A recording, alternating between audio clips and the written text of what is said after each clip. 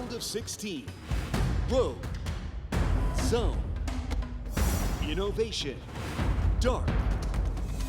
GSL Season 1. Code S. Africa TV Freak Up Studio Live. LG Ultra Gear and Hot 6 2021 GSL Season 1.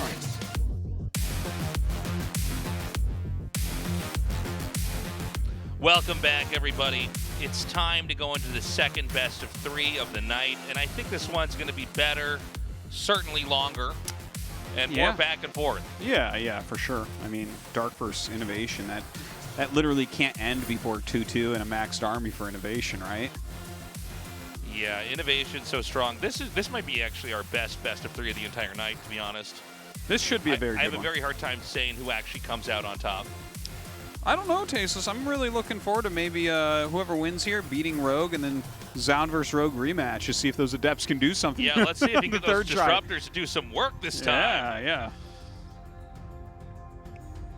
So we're moments away from hopping into this game. It will be on Death Aura. INnoVation, again, always one of the players where you should... let me put it like this. He's not always the safest bet for who's going to win, but you should never be surprised when he advances. Mm-hmm.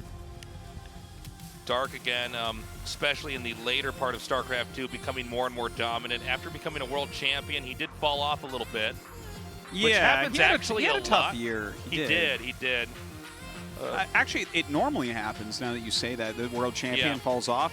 But a lot of, well, I guess not Cyril, but a lot of them really do. Like Dark did, Rogue does, SOS, you know, like that's a ton of championships right there where they didn't do so well afterwards.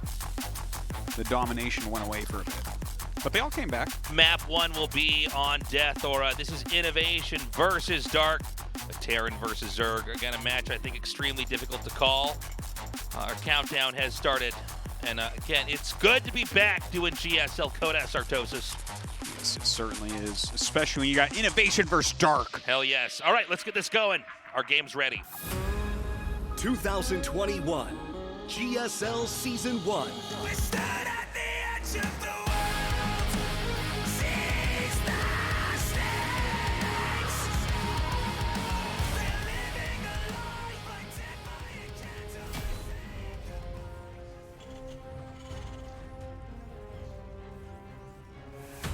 KaiZ Gaming, INnoVation.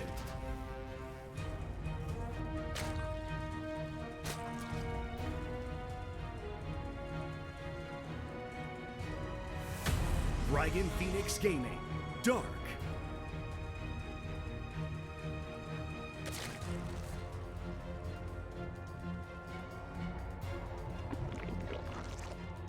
Okay, so start things off here. Got the hatch coming down now for Dark. I think it's safe to say that we know what INnoVation's probably going to do, right? Yeah. Well, he has like 2 builds that he does a lot, and then he does mix it up a little bit, but like it's fairly likely that he will go Reactor Hellion 3cc into, you know, obviously a little bit of pushing the creep back and 2-2 maxed out push. Right. Like that's pretty standard. Yeah, that's like what INnoVation's very scary at. But you know, there are little things as well. Like INnoVation really likes pushing the 4th really hard when you take the 4th base. Yeah. And kind of putting it to you there, because that's generally like before Baneling speed is done, you don't have a ton of creep in front of that base.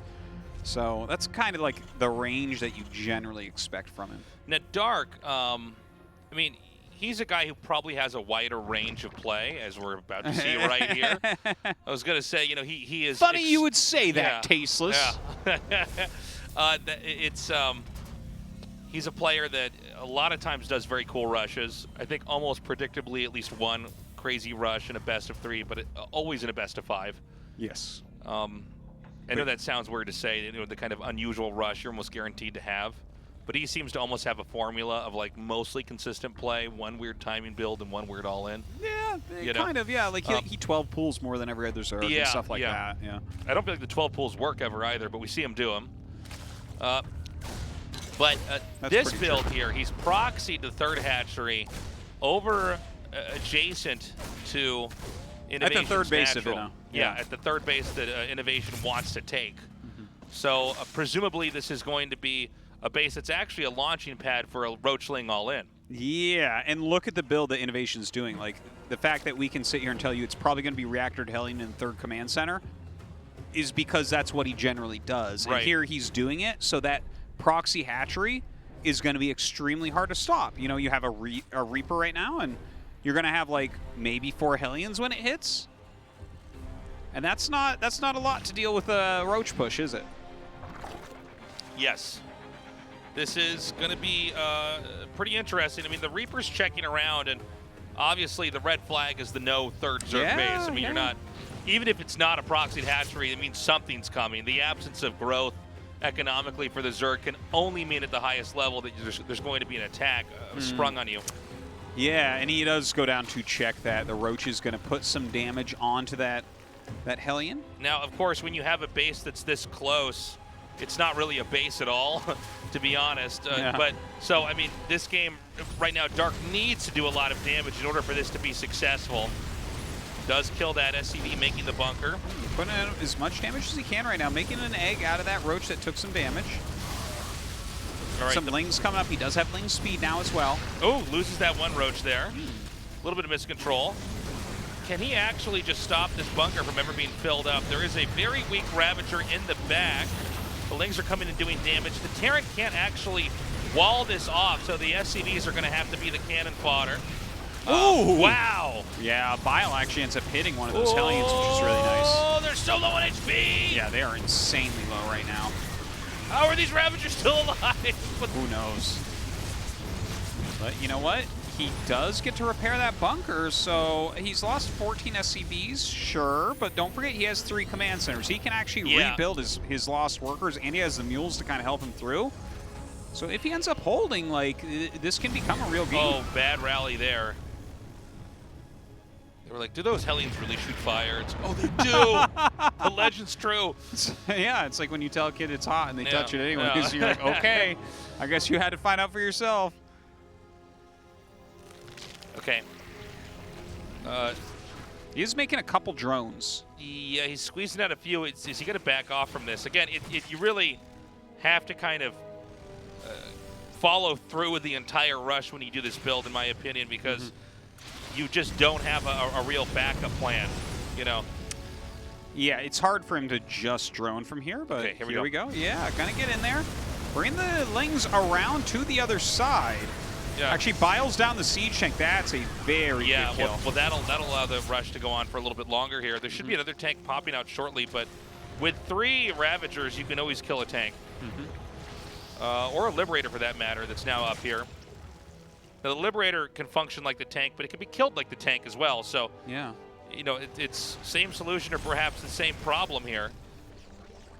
Right, trying to push up once again. Does have 4 Ravagers, so you're right. You definitely can't hit here that. Goes 3 Biles coming out, and they kill off that Liberator. But it feels 2 like this is more and more held every time. I think you're right. I think he's got a problem on his hands here. He's still making Ravagers. He's still making Roaches. Oh, that's a smart idea. Try to take out the tech lab. There's only 1. Any damage is certainly welcome, but it does feel like it's not doing quite enough right now. Now, he has droned just a little bit. He is still making units. We're going to have 2 siege tanks here momentarily. Yeah, when the second one comes out, he might get close to having enough Roaches to kill both of them. The SCV is going to repair this. Yeah, the zoning is extremely strong here from the Terran. It's just, that tank specifically on the left side of our screen is just so uncomfortable to try to get in reach of. And this tech lab was never killed. Yeah, he repaired that up. He's actually killed off an Overlord here that was helping to spot to kill off the siege tanks. Here we go. Going forward once again. Still has those 5 Ravagers. Okay, actually, this might do it. He might just barely have enough. I know the next tank's going to come out, but there is going to be Ravager Biles ready again here. Well, maybe not if he keeps going on this bunker, but now the bunker's gone, and you know, the bunker is sort of the last hope for holding this off, because otherwise, the Zerg's going to win this game. They just came in there with enough. Very patient play by Dark. Yeah, it was on the brink of being held for quite some time there, and Dark just kept making and kind of slowly but surely did whittle him down. It seems like feel like the Liberator was the wrong call. Maybe he should have gotten the Viking right away to push the Overlords further away so that his tanks could get extra shots. That's an interesting thought, Artosis. I think you might be right. I think getting rid of the Overlords to see onto the high ground is really what's most important, because after that, if you have 2 tanks up there, not even are they not going to get the tanks, they can't get the tech lab either. Yeah. The Vials just can't even be launched up there. It's funny how well the Hellions did bunched up by the bunker, because the Lynx can't really get a surround on them. But I think Dark really showing a lot of patience here. Manages to win game 1. We're going to go to Romanticide. Let's see what Dark does this time around. Is it going to be a standard game, or is it going to be a play to punish somebody who plays a standard game? I don't know. We're going to see. All right, guys. Our game's ready. Game 2. Let's go. 2021 GSL Season 1. We stood at the edge of the world, seized the stakes. They're living a life like Kai Z Gaming. INnoVation.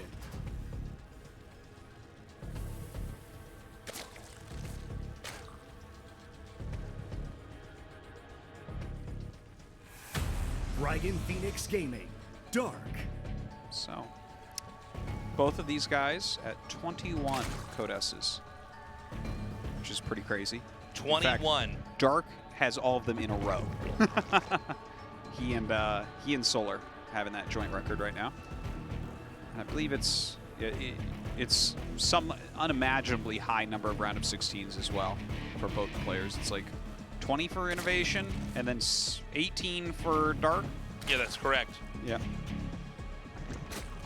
And for Dark, it's 16 consecutive, actually. So it's pretty crazy. Yeah. I'm looking forward to this game here. I want to know what exactly is Dark going to do. You know, we mentioned he does have these very specific attacks he'll bring out in a best of 3, but he doesn't, you know, he's not like Parting, where Parting we kind of expect to be pretty aggressive over and over and kind of build, the one cheese he does builds off the next one. It's not always the crazy play. Dark likes to do something crazy and then pull it back into a macro game. Oftentimes to keep his opponents guessing more, keep them more insecure. Yeah, and you see, like, for instance, right now, INnoVation's sending across an SCV. He wants to double check, make sure, like, is that hatchery at the right time? Because, like we said before, right, like, Dark 12 pools, for instance, a fair amount. Sees the hatchery, and then knows, okay, there's no Lings out on the map yet. We can send this Reaper right across and get that proper scouting done. Yeah, it seems like a pretty normal opener for Dark so far.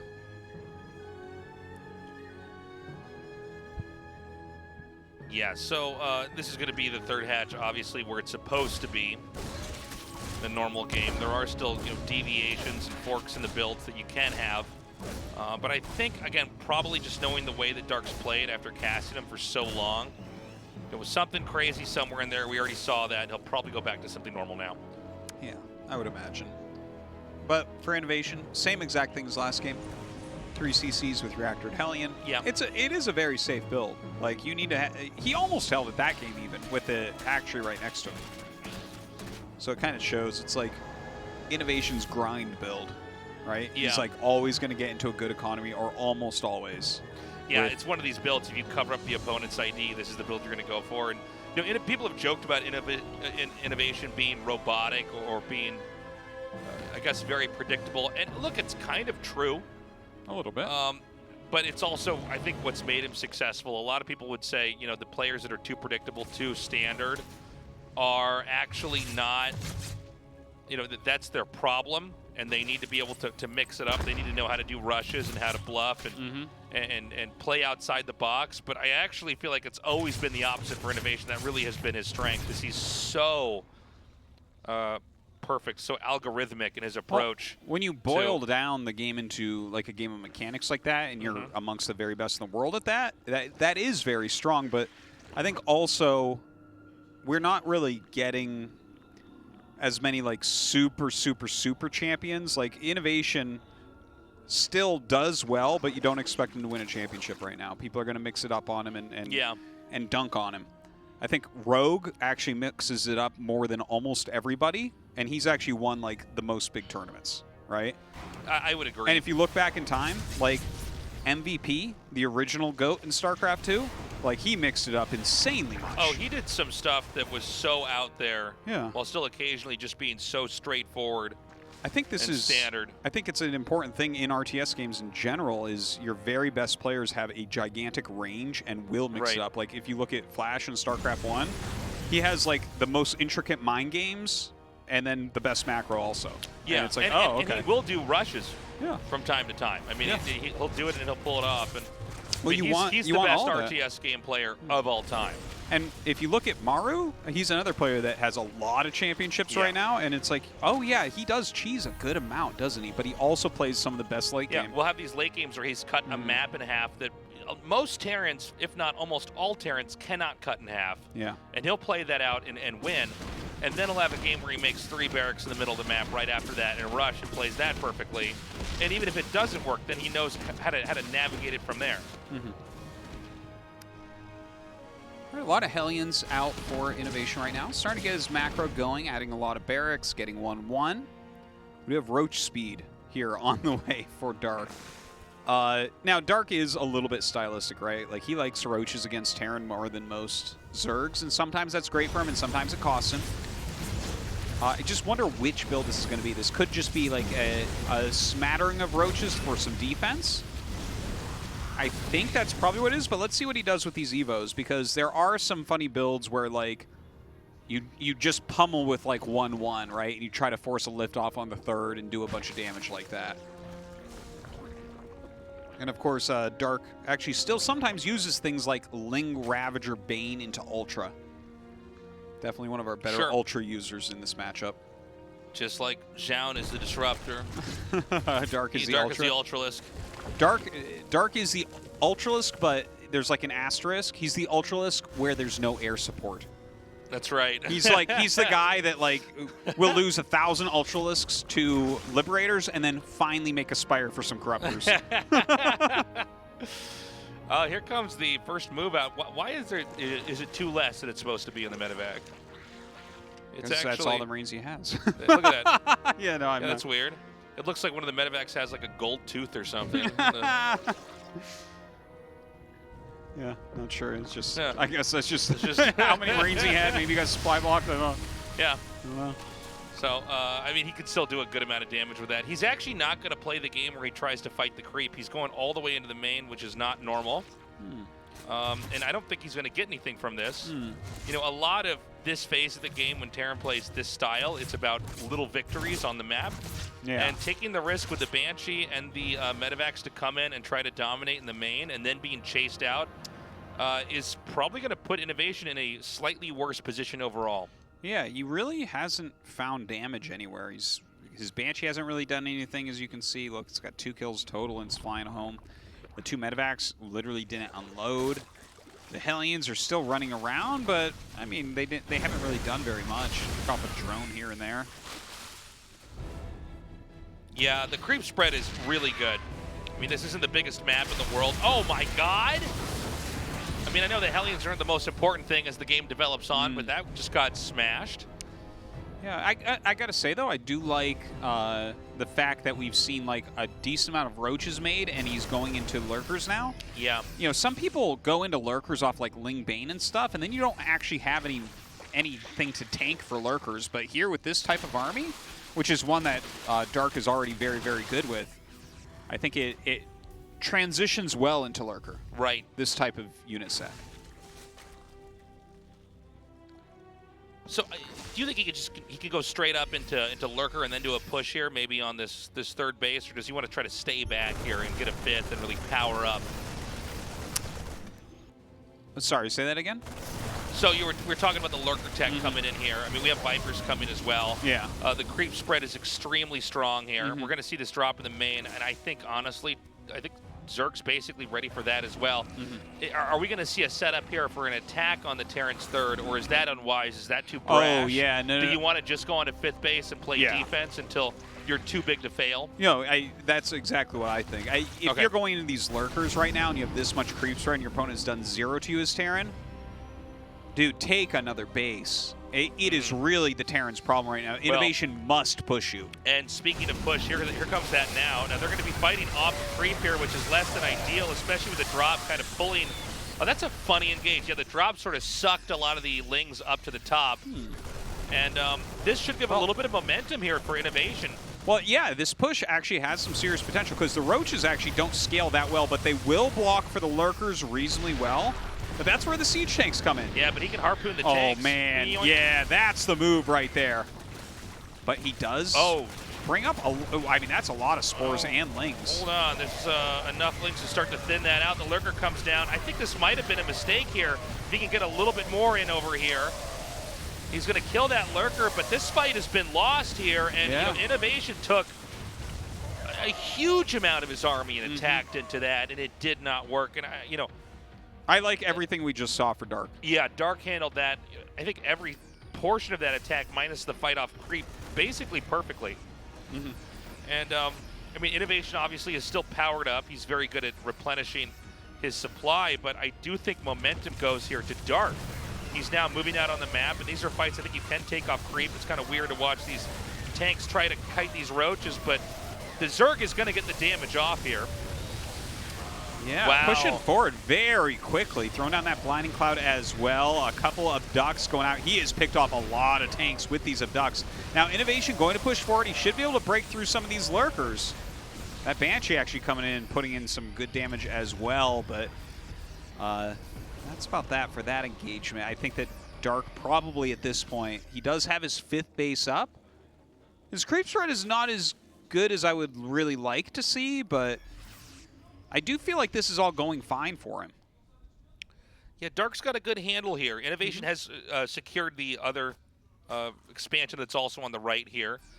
He does have the possibility of maybe taking this bottom base. It's going to be a little bit tougher for the rest of the bases Terran wants to get. From here on out, Dark has got a pretty comfortable spread here on the map. INnoVation clearing some of the creep. Going to have to pick up and get out of here. Little counterattack coming up from Dark onto that depot wall. Red burrow those Lurkers as well. A couple tanks siege. Not too big a deal over here. Yeah, and on this side of the map, some Lings coming in here. I don't think there's enough for Zerg in general, but I do like these Vipers harpooning the tanks.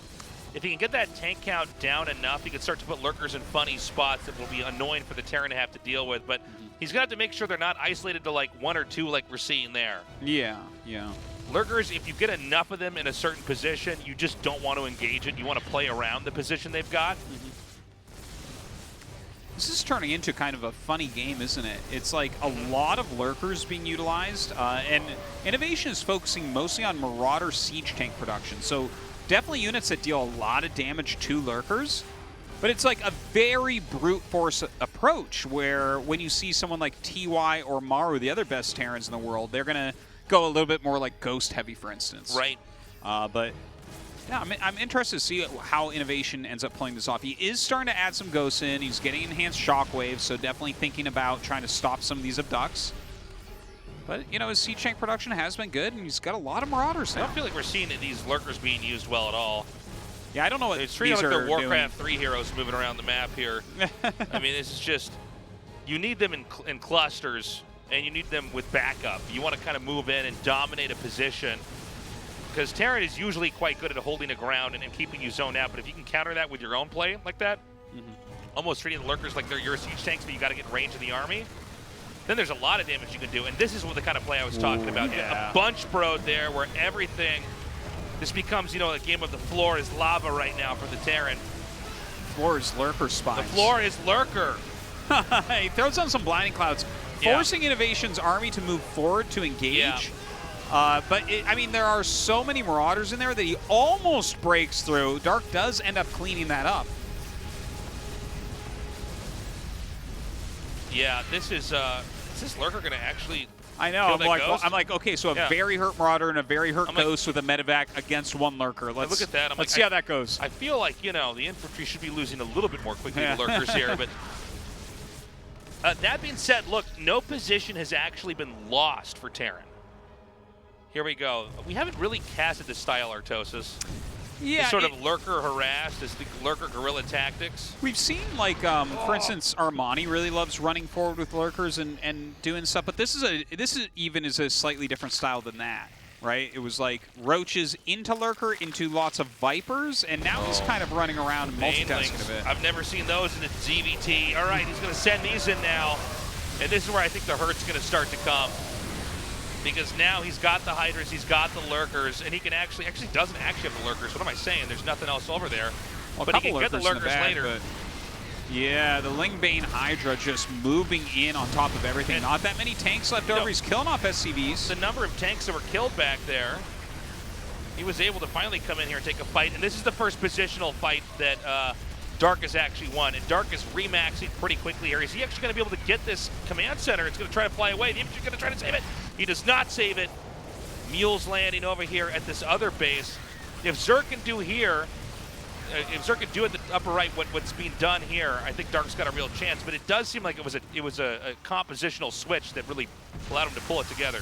He did switch it up a little bit and do a very quick attack. And that did a lot of damage. So GG is called, and Dark, the lurker terrorist. Yeah, I guess.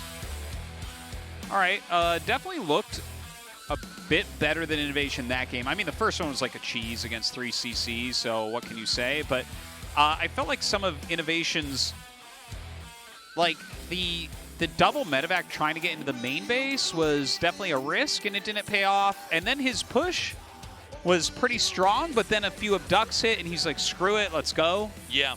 And then that really didn't work, and I think from there it was a very difficult situation for him. Dark really showed why he's so scary back there. Again, it was a different ZVT than we're used to casting. Lurkers not all in groups at times, hitting different areas. I can't wait for the ZVZ. Guys, Rogue vs. Dark up next, best of 3.